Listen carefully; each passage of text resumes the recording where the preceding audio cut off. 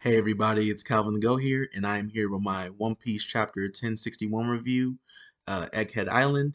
And I'd really appreciate it if everyone here could give me a like, share, and subscribe. And we can build a community over here. And I'll be dropping videos on One Piece every week.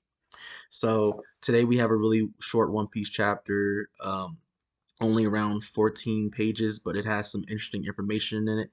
I don't think I'll be going in chronological order like I normally do. I think I'll just kind of go over some of the key points, and this might be a shorter one today, but it's all good. So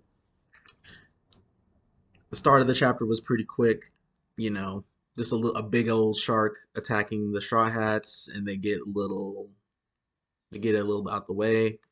Everyone gets split up like they always do.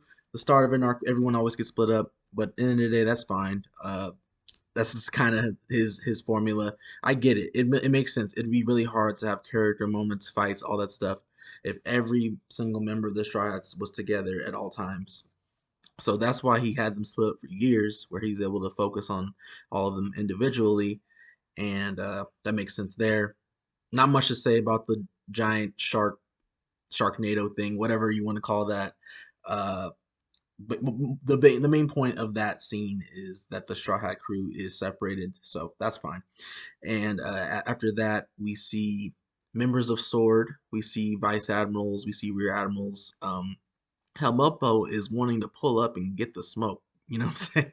From Blackbeard, he wants to ask Vegapunk for some of the Seraphim so they can raid the island and get Kobe back. Uh, and the guy who's in charge there, apparently, he said we haven't even heard from Drake yet, so there's nothing they can do.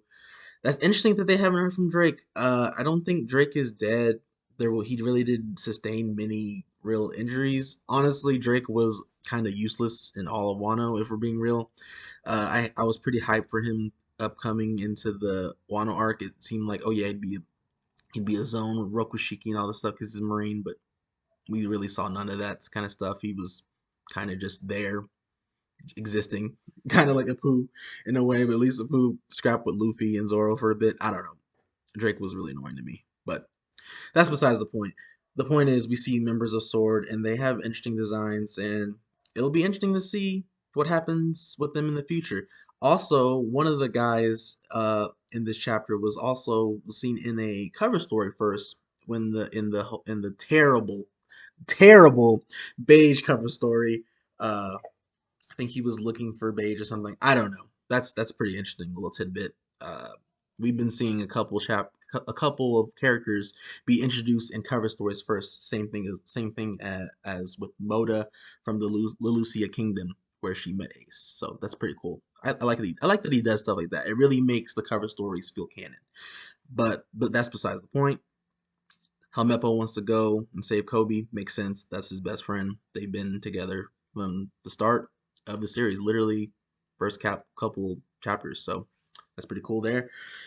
And from there, we go back to the Straw Hats, and they get saved by a gigantic robot that destroys the shark in a single hit.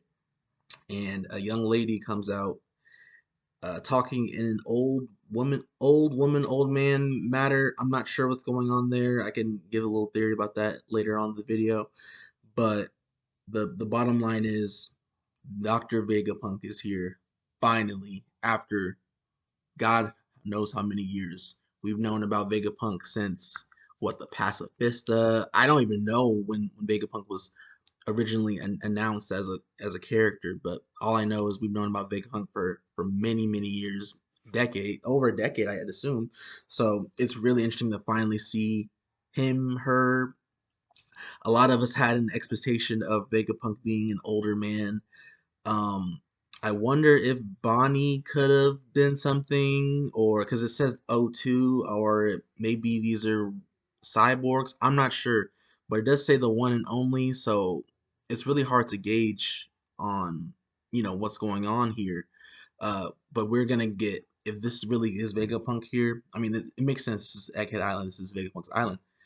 But if we really do get all that stuff, uh, we're gonna get devil fruit things. We're gonna get things with Frankie. Frankie might get a big advancements in his technology.